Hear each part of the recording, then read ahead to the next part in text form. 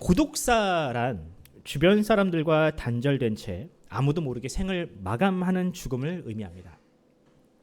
우리나라는 2017년 이후로 계속해서 고독사에 대한 통계를 내고 있는데요.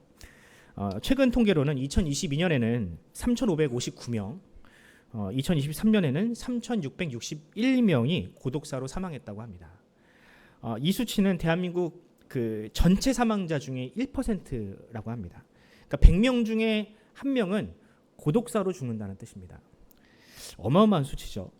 제가 이 통계를 보면서 놀란 것은 이 고독사 사망자 중에 의외로 20대와 30대 사망자가 굉장히 많다는 사실입니다.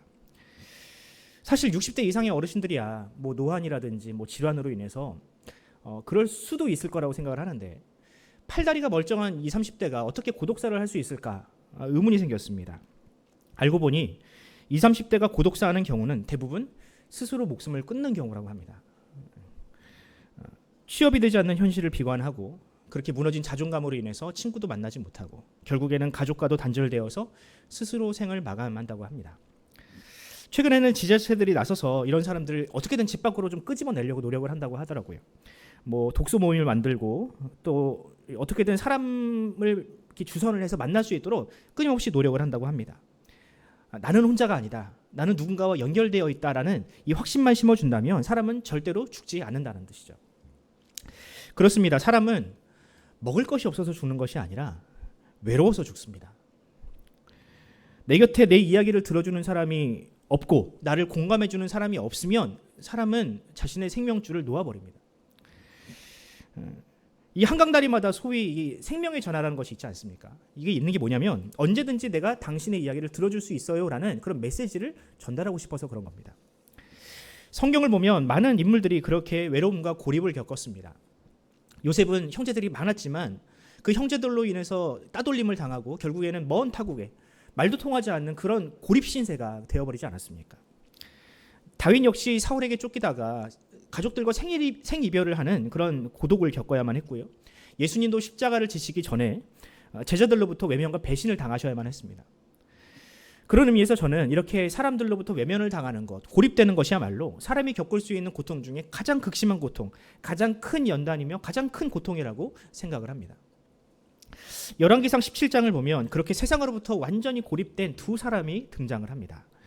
한 사람은 권력자들로부터 쫓김을 당하는 엘리야요. 다른 한 사람은 사르밧에 살고 있는 한 가난한 과부였습니다. 과연 성경은 이 두 사람의 만남을 통해서 우리에게 어떤 메시지를 주고 싶어 할까요? 본문의 배경은 이렇습니다. 엘리야가 활동하던 당시 이 북이스라엘을 다스리던 아합과 이세벨이 있었죠. 이세벨은 당시 지중해를 통해서 막대한 부를 축적한 이 두로라는 이 나라의 공주였다는 사실 여러분들도 다 알고 계실 겁니다. 바알 전도사라는 별명을 가지고 있던 그녀는 이 북이스라엘의 왕비가 된 이후에도 바알을 끊임없이 적극적으로 홍보했습니다. 실질적인 부의원이 이 이세벨이었거든요. 이 이세벨은 이 바알을 섬기는 이들에게는 각종 혜택을 몰아주고 바알로 개종하는 사람들에게는 굉장히 우대의 정책을 펴는 등의 그야말로 북이스라엘을 우상 숭배자들의 나라로 완전히 탈바꿈시켰습니다. 그렇게 북이스라엘이 거의 이 바알의 왕국이 되어가고 있는 그때에 하나님은 이 엘리야라는 선지자를 통해서 그 땅을 구원하시기로 결심하십니다. 오늘 본문은 하나님께서 과연 이 그 땅, 이 북이스라엘을 어떻게 구원해 나가시는지를 우리에게 너무나도 잘 보여주는데요. 과연 하나님은 이 엘리야를 통해서 어떻게 그 땅을 구원하시는가? 먼저 오늘 본문을 통해서 우리는 인생의 모든 비극은 하나님으로부터 단절되었기 때문에 일어난다라는 사실을 발견할 수 있습니다. 모든 비극은 하나님으로부터의 단절에서 시작된다. 본문 1절을 한번 읽어볼까요? 같이 읽습니다. 시작. 길르앗에 우거하는 자 중에 디셉 사람 엘리야가 아합에게 말하되 내가 섬기는 이스라엘의 하나님 여호와께서 살아계심을 두고 맹세하노니 내 말이 없으면 수년 동안 비도 이슬도 있지 아니하리라 하니라. 엘리야는 하나님을 외면하고 바알에게 무릎을 꿇었던 북이스라엘을 향하여 앞으로 내가 입을 열기 전까지 이 땅에 비는 없을 것이다 라고 선언합니다. 사실 이 선언은 북이스라엘을 향한 선언이 아니라 선전포고가 아니라 바알을 향한 선전포고나 마찬가지였습니다. 왜냐하면 사람들이 바알을 섬기는 주된 이유가 바로 이 물 때문이었고요. 지금도 마찬가지지만 농경사회에서 물은 그야말로 생명이나 다름없습니다. 특히 하늘에서 내리는 이 비는 농사꾼들에게는 그야말로 금보다 더 귀한 가치가 있는 것입니다. 비는 막대한 물을 이 대지에 고르게 뿌려주고요. 심지어 불을 끄는 소방수의 역할을 하기도 합니다. 얼마 전 우리나라가 산불로 인해서 꽤나 고생을 했잖아요. 그때 소방 인력을 다 동원하고 그다음에 뭐 장비들을 다 동원을 해도 도저히 불길이 잡히지 않으니까 나중에는 어떻게 해요? 하늘에서 좀 비를 내려달라고 좀 기도를 하지 않았습니까? 예. 이처럼 비는 사람의 생존을 위한 필수적인 자연현상입니다. 그러니 사람들은 이 바알이라는 우상을 만들어서라도 어떻게든 이 비를 좀 통제하고 싶어 했던 것이죠. 그런데 어느 날 시골 촌구석에 있는 선지자 하나가 와서 앞으로 이 땅에 비가 없을 것이다라고 선언을 합니다. 처음에는 누구도 그 말에 귀를 기울이지 않았을 겁니다. 그저 이 바알에게 밀린 여호와의 선지자, 그의 좀 늙은 선지자의 넋두리 정도로만 생각을 했겠죠. 하지만 실제로 그 일이 일어나기 시작을 합니다. 비가 와야 되는데 아무리 기다려도 비가 안 오는 거예요. 비를 부린다는 이 바알에게 기우제도 지내보고 별짓을 다 해도 비가 오질 않습니다. 그렇게 한 해 농사를 망쳤어요. 그런데 문제는 이 일이 3년이나 반복된다는 사실입니다.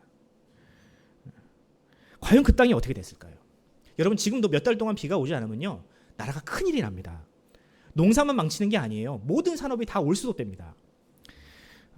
지금도 이런데 하물며 농업을 주업으로 삼았던 그 당시에는 얼마나 비참한 일이 벌어졌을까요? 모르긴 몰라도 기근으로 인해서 아사하는 사람들이 속출했을 겁니다. 또 씻지 못함으로 인해서 생기는 위생적인 문제, 질병의 문제들이 그 땅을 휩쓸었겠죠. 그렇게 북이스라엘은 나라의 존립이 위태로워지는 상황까지 이르게 되었습니다. 여러분, 이 상태가 되면 이제 바알을 섬기는 사람들의 마음이 흔들릴 수밖에 없어요. 그동안은 이세벨이 하는 말을 듣고 바알을 잘 섬기면 비를 내려준다는 말을 믿고 열심히 섬겼는데 이게 다 헛수고였다는 사실을 그들이 깨닫기 시작을 합니다. 하나님을 떠나 바알을 쫓는 것이 얼마나 허탄한 일인지, 하나님을 떠난 인생들이 얼마나 비참해지는지를 그는 몸으로 체감하게 되었습니다. 저는 이 북이스라엘에 일어난 이 기근과 가뭄은요, 이 땅에 발붙이고 사는 모든 사람들, 모든 인생이 겪는 필연적인 고난을 상징한다고 생각을 합니다. 하나님으로부터 멀어진 인생이 얼마나 궁핍해지는지, 또 얼마나 고립된 인생을 살게 되는지를 본문은 우리에게 생생하게 보여줍니다. 성경은 이 모든 비극이 바로 죄로부터 시작되었다라고 고발을 합니다. 과거 아담과 하와가 에덴으로부터 쫓겨나던 그 순간부터 사람은 모든 것들로부터 단절되기 시작했습니다. 죄를 짓기 이전에는 이 땅이 사람에게 좋은 것들을 많이 줬어요. 과실을 주고 온갖 과실을 주는 그런 좋은 땅이었습니다. 하지만 에덴에서 쫓겨난 이후 땅이 사람에게 무엇을 줍니까? 가시나무와 엉겅퀴를 주기 시작합니다. 이전까지는 사람이 모든 피조물의 머리였으나 이제 죄로 인해서 하나님과 단절되기 시작하니까 이제는 자연 만물과도 단절이 일어나기 시작한 겁니다. 지금은 그 단절이 어떻게 발전했나요? 기후위기라는 모양으로 우리에게 다가오지 않습니까? 그뿐입니까? 하나님과 단절된 직후 사람은 사람과도 단절되기 시작합니다. 형제가 형제를 죽이는 짐승만도 못한 존재로 사람이 추락하게 됩니다. 결국 여러분, 형제를 죽인 가인이 나중에 어떻게 됐습니까? 에덴 동편에 자기만을 위한 성을 짓고 그 성에 고립되는 것이 가인의 숙명이 아니었습니까? 이처럼 인간이 자신을 둘러싼 모든 것들, 사회, 환경, 관계로부터 멀어지는 현상을 일컬어 전문 용어로 인간소외라고 부릅니다. 인간소외. 이런 인간소외 현상은 지금도 많은 영역에서 일어나고 있습니다. 예를 들어 볼까요? 많은 현대인들이 SNS를 통해서 이 관계를 맺으려고 합니다. 팔로워를 몇만씩 막 부풀리기도 하고 100만, 1000만 이렇게 하기도 하죠. 하지만 실제로 오프라인에서 사람을 만나면 그렇게 멍청이가 된다고 하더라고요. 제가 최근에 들은 이야기인데요. 젊은이들 중에 전화로 무언가를 주문하는 것을 못하는 사람들이 그렇게 많다면서요. 실제로 누구를 만나서 대화하는 법을 모른다고 합니다. 공부도 잘하고 자격증도 많은데 막상 취직을 해가지고 동료들이랑 함께 무언가 일을 해야 되는데 사람들과 함께 어울리고 대화하고 소통하는 것을 못해서 회사를 때려치고 나오는 청년들이 그렇게 많다고 합니다. 그뿐입니까 여러분? 기술의 발전은 인간 소외를 더 가속화시키고 있습니다. 사람이 해야 하는 일을 AI가 다 대체하고 있고요. AI에게 상담을 하고 AI와 사랑에 빠지는 사람이 점차 늘어나고 있습니다. 이처럼 사회가 빠르게 변하고 산업화가 진행되면서 사람은 갈수록 모든 것들과 단절되고 있습니다. 자연으로부터 단절되고 사람의 관계로부터 고립당하고 무엇보다 하나님과 점점 멀어지고 있습니다. 문제는 인류가 이런 고립의 문제, 외로움의 문제를 어떻게 벗어날 수 있는지 그 해법을 모른다는 사실입니다. 마치 이스라엘이 비가 오지 않는 이 현실 앞에서 그저 바알에게만 매달린 것처럼 오늘날 현대인들도요, 돈이라는 우상이, 돈이 내 인생의 모든 문제를 해결해 줄 수 있는 것처럼 그렇게 매달리고 있습니다. 여러분은 과연 어떠십니까? 여러분은 이런 소외와 고통으로부터, 고립으로부터 얼마나 자유로우십니까? 많은 현대인들이 그런 이야기를 합니다. 내 곁에 남편이 있고 아내가 있지만 나는 외롭다. 제 이야기가 아닙니다. 네, 어디서 봤어요, 저도. 가족이 한 집에 있지만 얼굴 보기가 힘들다고 합니다. 한 집에 있는데도 말로 대화하는 게 아니라 카톡으로 대화한다고 합니다. 그러다가 이제 인생에 무너지는 경험을 하게 되면 말로 다할 수 없는 이 고독을 느끼게 되는 거죠. 돈이 아무리 많아도 행복하지 않으며 사람의 위로도 내게 그 어떠한 위로도 주지 못하는 그런 심각한 고독을 나중에는 깨닫게 된다고 하더라고요. 이게 바로 갱년기. 사랑하는 성도 여러분, 이것이 바로 하나님을 떠난 인생의 숙명입니다. 하나님을 떠난 존재는 무엇을 통해서도 만족을 누릴 수 없습니다. 하나님과의 관계가 회복되지 않는다면 사람은 그저 이 뿌리가 없이 그저 화병에 꽂혀진 꽃다발에 불과합니다. 겉으로 보기에는 화려해 보이죠. 하지만 그 화려함이 일시적인, 그저 그 화려함이 오래가지 않는 일시적인 존재가 바로 우리 인간이라는 존재라는 것이죠. 하나님의 폭포수 같은 은혜를 우리가 내 것으로 만들지 않는다면 우리는 끊임없는 목마름과 갈증을 느낄 수밖에 없습니다. 그럼 어떻게 하면 그런 하나님의 은혜를 우리가 회복할 수 있을까? 오늘 본문은 우리에게 그 해법을 제시하는데요. 그 해법이란 하나님의 말씀, 구체적으로는 이웃을 사랑하라는 말씀에 순종하는 것입니다. 본문 17장 8절과 9절을 한번 같이 읽어보도록 하겠습니다. 같이 시작. 여호와의 말씀이 일어나 속한 사르밧으로 가서 거기 머물라.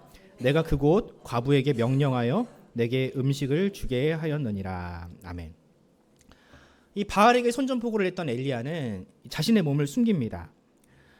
이 바알을 섬기는 이세벨이 자신을 가만둘 리도 없고 또 정말로 비가 내리지 않으면 사람들이 자기를 잡아다가 무슨 짓을 해서라도 고문을 해서라도 그 입을 열게 만들 것이 뻔하기 때문에 자신을 숨기게 됩니다.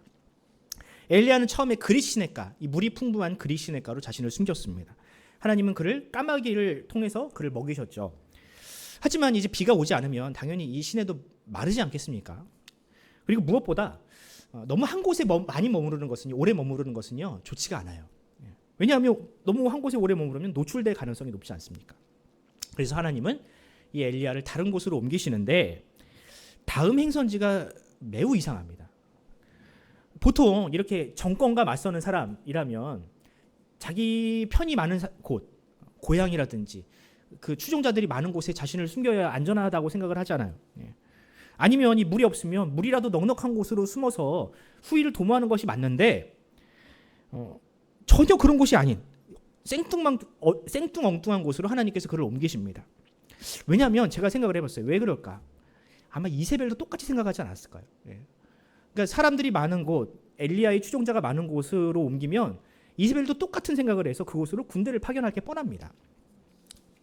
그래서 하나님은 이 엘리야를 사르밧이라는 지역으로 옮깁니다. 사르밧.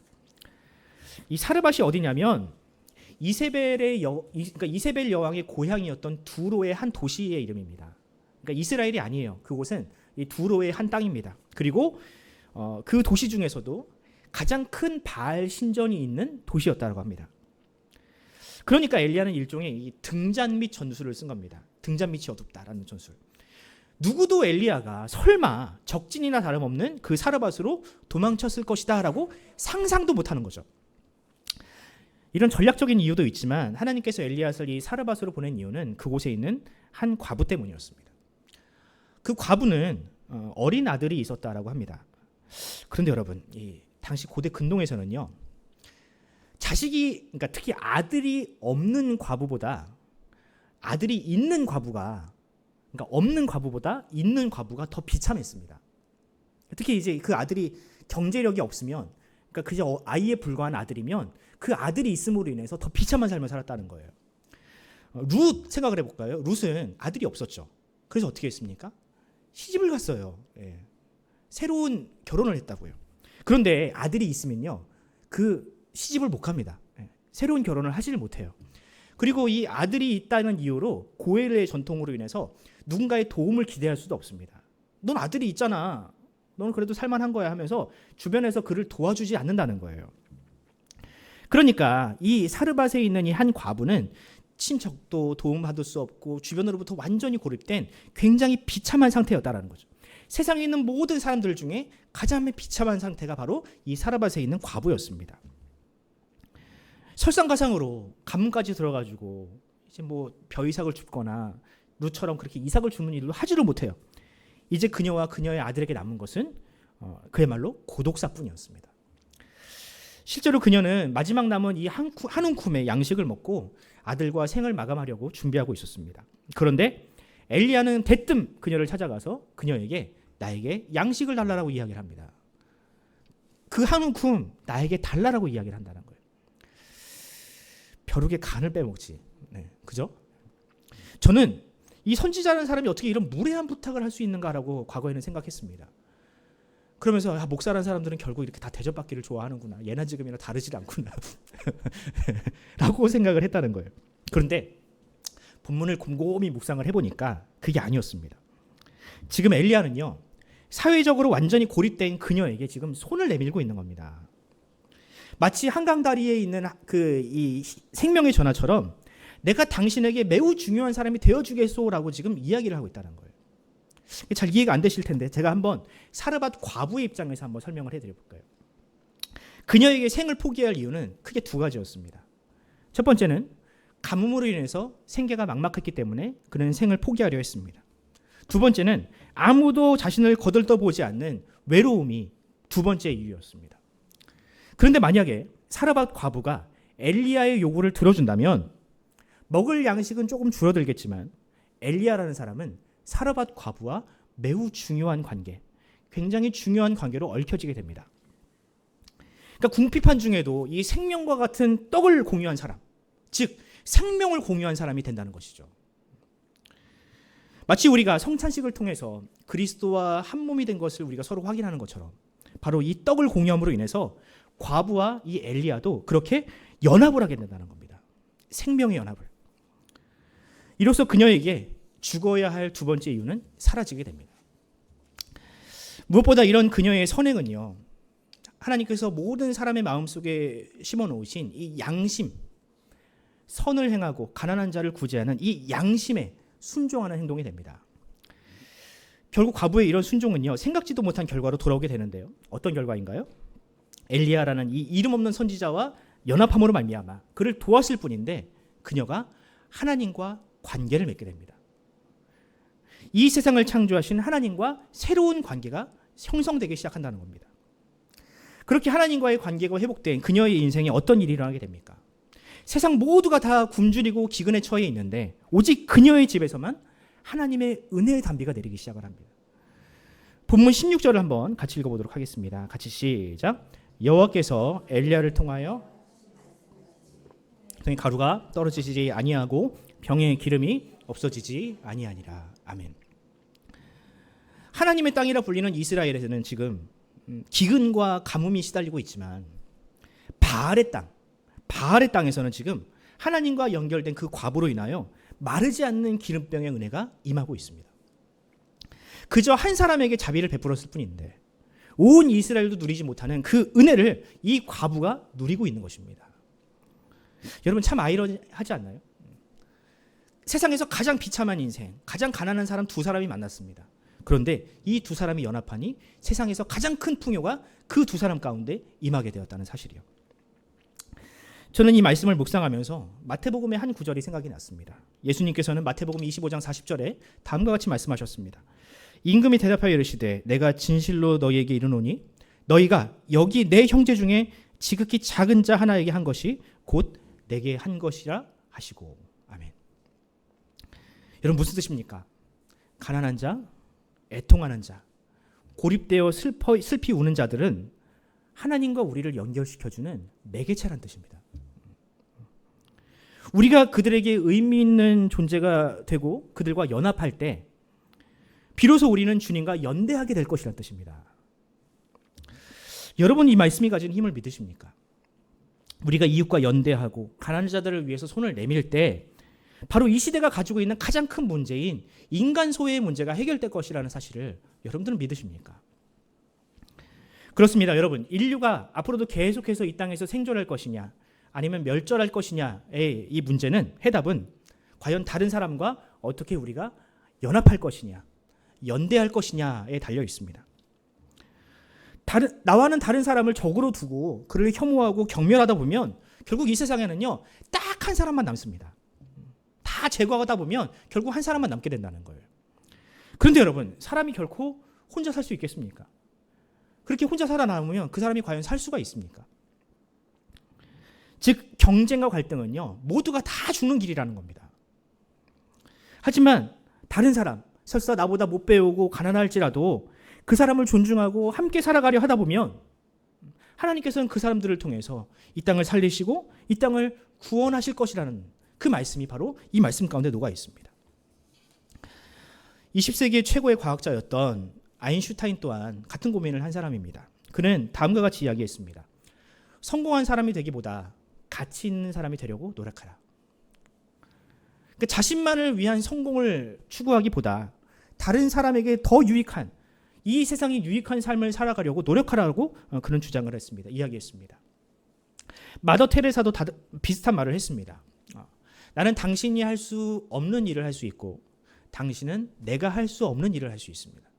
하지만 우리가 함께라면 더 멋진 일을 할 수 있습니다. 그런데 지금 우리 사회는 그 가치를 잃어버렸습니다. 한때 이 두레와 품앗이의 나라라고 불렸던 우리나라가 지금은 완전히 망가져서 경쟁과 혐오만이 남은 불행한 나라로 전락해버렸습니다. 그 결과 우리나라가 전 세계에 있는 국가들 중에서 행복도가 가장 그 낮은 나라, 행복도 꼴찌 나라가 되어버렸습니다. 그 누구도 행복하지 않은 나라가 되어버렸다는 거예요. 심지어는 자식조차 낳고 싶어하지 않는 그런 소멸 국가 신세가 되어버렸습니다. 바라기는 이제라도 우리나라가 갈등과 경쟁이 아니라 연대와 상생의 나라가 되었으면 좋겠습니다. 일단 지도자부터 좀 마인드를 좀 고쳐먹었으면 좋겠어요. 더 이상 이념을 팔아서 자신의 이익을 추구하는 그런 정치인들 싹 없어졌으면 좋겠고요. 좌와 우를 좀 통합하고 모든 사람들로부터 그런 지지를 받는, 사랑받는 지도자가 이 땅에 좀 나왔으면 좋겠습니다. 무엇보다 이 땅의 교회가 회개하고 각성하길 바랍니다. 더 이상 어떤 정치 집단의 앞잡이 노릇을 하지 말고요. 이웃사랑이라는 이 주님의 명령에 충실한 그리스도의 공동체로 거듭나기를 바랍니다. 그런 의미에서 저도 오늘 붉은 넥타이를 메고 나왔는데 그래서 뭐 웃어보자고 하는 말인데 네. 여러분, 바로 그때 서로가 서로의 손을 잡고 연대할 때 이 땅은 비로소 희망이 보일 것입니다. 폭포수와 같은 하나님의 은혜가 이 땅을 다시금 적시게 될 것입니다. 우리 젊은이들이 다시금 내일의 꿈을 꿀 것이며 아이의 울음소리가 귀해진 이 땅 가운데 아이들의 웃음꽃이 피어나게 될 것입니다. 마지막으로 본문은 우리가 기대하는 바로 그 행복, 그 천국이 어떤 방식으로 우리에게 임하게 될 것인지를 우리에게 보여줍니다. 그 천국은 그리스도의 대속적인 죽음과 부활을 통해서 우리에게 임하게 될 것입니다. 열왕기상 17장 21절을 읽어드리겠습니다. 같이 읽어볼까요? 같이 시작. 그 아이 위에 몸을 3번 펴서 엎드리고 여호와께 부르짖어 이르되 내 하나님 여호와여 원하건대 이 아이의 혼으로 그의 몸에 돌아오게 하옵소서 하니. 사르밧 과부의 행복은 그리 오래 가지 않았습니다. 비록 엘리야를 만나서 살아갈 이유를 다시금 회복하고 마르지 않는 기름병의 은혜를 받았지만 모든 인생이 마주하게 될 이 죽음의 문제는 아직 해결되지 않았습니다. 이 죽음의 문제야말로 이 하나님과 단절된 모든 인생이 겪어야 할 가장 궁극적인 문제 아닙니까? 그런데 굉장히 공교롭게도 이 문제가 그 집에, 사르밧 과부의 집에 너무 빨리 찾아왔습니다. 엘리야가 그 집에 오고 얼마 지나지 않아서 그 아들이, 멀쩡했던 아들이 갑자기 병에 들어 죽어버려요. 너무 공교롭잖아요. 엘리야가 오기 전까지는 건강한 아들이었는데 엘리야가 오니까 죽었다. 이 상관관계를 의심하지 않을 수가 없는 겁니다. 그래서 그 과부는 이 엘리야에게 다음과 같이 이야기합니다. 18절입니다. 여인이 엘리야에게 이르되 하나님의 사람이여 당신이 나와 더불어 무슨 상관이 있기로 내 죄를 생각나게 하고 또 내 아들을 죽게 하려고 내게 오셨나이까. 얼마 전까지는 생명의 떡을 나누어 먹은 이 연합의 관계였는데 이 죽음의 문제 앞에서 당신과 내가 무슨 관계가 있느냐라고 이야기를 합니다. 그런데 그 죽음의 이유가 굉장히 가슴 아파요. 그 죽음이 누구 때문이라고 합니까? 내 죄, 나의 죄 때문이라고 합니다. 자신의 아들의 죽음은 자신의 죄와 상관이 있다는 뜻입니다. 그러니까 결국에는 내가 이 아들을 죽인 사람이 되었다라는 거예요. 자신의 죄가 이 아들의 죽음의 결정적인 이유라고 이야기를 합니다. 뭔지 모르겠지만. 그런데 여러분, 바로 이것이 하나님께서 엘리야를 그 땅에 보낸 결정적인 이유였습니다. 하나님은 그저 가난한 과부의 기름병을 채워주기 위해서 그 땅에 엘리야를 보낸 게 아닙니다. 하나님은 인생의 궁극적인 문제, 죄로 인하여 하나님과 단절을 경험한 사망의 노예가 되어버린 인생을 구원하기 위하여 하나님은 엘리야를 그 땅 가운데 보내신 겁니다. 엘리야는 싸늘하게 죽어있는 그 아이를 끌어안습니다. 그리고 그 주검 위에 자신의 몸을 3번 겹쳐놓습니다. 3번. 완전수죠. 그러니까 완전히 그 아이와, 그 죽은 아이와 자신을 동일시한 겁니다. 그리고 그 아이를 살려달라고 하나님께 부르짖습니다. 하나님 제발 이 아이를 좀 살려주세요. 사실 이런 행동은 그 선지자로서 매우 부적절한 행동입니다. 율법은 죽은 시체와 철저하게 격리되라고, 그 시체를 만지지도 말라고 이야기를 하거든요. 그런데 엘리야는 지금 시체와 접촉할 뿐만 아니라 지금 그 시체 위에 자신을 포개서 그 시체와 자신을 완전히 동일시하고 있습니다. 이것은 이 아이를 살려주시지 않으면 나도 지금 같이 죽겠다라는 그런 일종의 각오와 선언과 같습니다. 여러분, 그 결과는 어떻게 되었습니까? 여러분들이 아시다시피 그 죽은 아들이 살아서 돌아왔고 그 어미는 이제는 믿음의 고백으로 하나님과 완전한 연합의 길에 이르게 됩니다. 그저 나에게 기름병을 채워주신 고마운 하나님이 아니라 나의 죄의 문제, 내 가장 사랑하는 아들을 살려주신 그런 하나님을 믿음으로 고백하는 완전한 연합에 이르게 된다는 것입니다. 여러분, 엘리야의 이런 행동은요, 장차 오실 예수 그리스도의 사역과 정확하게 일치합니다. 예수님은 하나님과 단절되어서 죄와 사망의 노예가 된 우리를 위해서 이 땅에 오셨습니다. 엘리야가 그 죽은 아들과 자신을 동일시한 것처럼, 한몸된 것처럼 예수님은 죄인인 우리, 죄의 몸을 이 땅에 입으시고 이 땅에 오셨습니다. 그렇게 죄인과 자신을 일치시키신 하나님은 십자가에 달리시기까지 우리를 사랑하셨고 죽음에서 부활하심으로 하나님과의 완전한 연합, 그리고 이 하나님과 우리를 가로막는 이 죄의 문제를 완전히 마치 성소의 휘장처럼 완전히 갈라지게 하셨습니다. 이것이 바로 엘리야의 사역과 예수님의 사역이 일치되는 부분입니다. 사도 바울은 믿음으로 예수 그리스도와 연합한 우리, 그 죽음과 부활을 공유하는 우리가 과연 이후로 어떻게 변하게 되는지를 로마서를 통해서 설명을 하는데요. 제가 로마서 8장 14절로 15절을 한번 읽어드리도록 하겠습니다. 무릇 하나님의 영으로 인도함을 받은 사람은 곧 하나님의 아들이라. 너희는 다시 무서워하는 종의 영을 받지 아니하고 양자의 영을 받았으므로 우리가 아빠 아버지라고 부르짖느니라. 그렇습니다, 여러분. 이제 그리스도 예수와 연합한 사람은요, 이제 하나님을 담대하게 아버지라고 부를 수 있습니다. 하나님의 독생자이신 예수께서 그러하신 것처럼 우리도 하나님을 향하여 아빠 아버지라고 부를 수 있게 된다는 거예요. 새로운 관계가 형성된다는 겁니다. 과거 아담과 하와가 잃어버렸던 그 하나님과의 연합이 회복되어서 이제 예수님의 죽으심과 부활로 말미암아 그 관계가, 그 연합이 다시금 회복되었다는 뜻입니다. 여러분, 그럼 우리가 그 은혜를 받은 것을 우리가 어떻게 확인할 수 있을까요? 어떻게 증명할 수 있을까? 여러분, 어렵지 않습니다. 예수님께서 죄인을 위하여 그러하셨듯이 죄인을 용서하시고 타인을 용납하시고 나와 다른 사람을 배척하지 않고 사랑하셨던 것처럼 우리가 만약 그러하다면 우리는 예수님과 연합한 존재들입니다. 하나님의 자녀라는 확실한 증거입니다. 여러분의 삶에서는 그런 증거가 나타나고 있습니까? 엘리야가 마치 그 죽은 아들을 위해서 자신을 완전히 동일시한 것처럼, 그리고 하나님께 부르짖은 것처럼, 과연 우리는 우리 주변의 이웃들과 형제를 위해서 그렇게 자신을 희생하고 누군가를 위해서 그렇게 기도하고 있습니까? 만약 여러분의 삶에 그런 증거들이 나타나고 있다면 여러분 기뻐하시기 바랍니다. 여러분은 이미 그리스도와 한 몸이 되었습니다.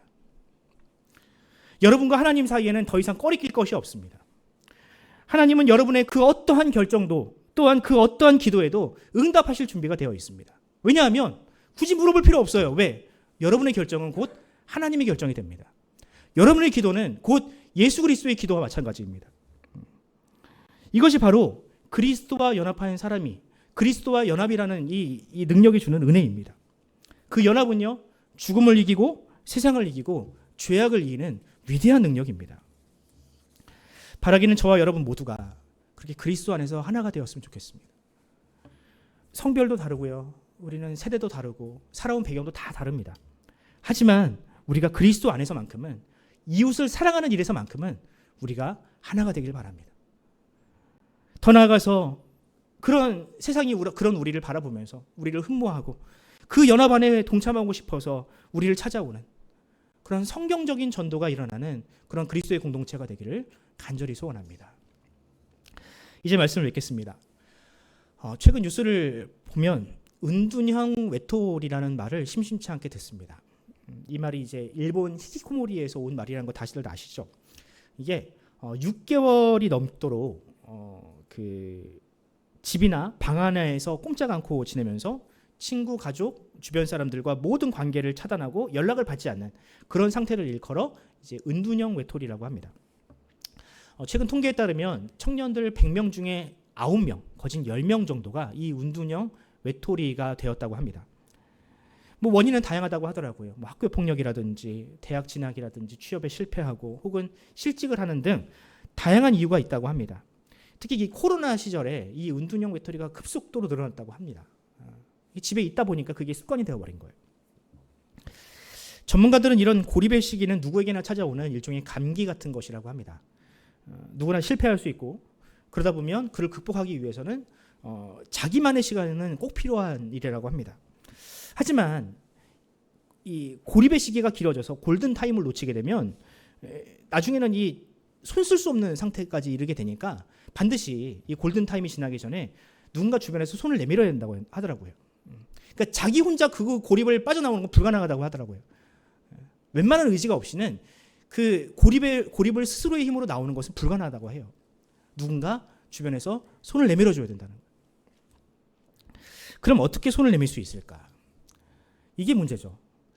저 역시 사역을 하면서 주변 사람들과 연락을 차단하고 소위 잠수를 탄 사람들을 많이 봤습니다. 그때마다 참 고민이 되더라고요.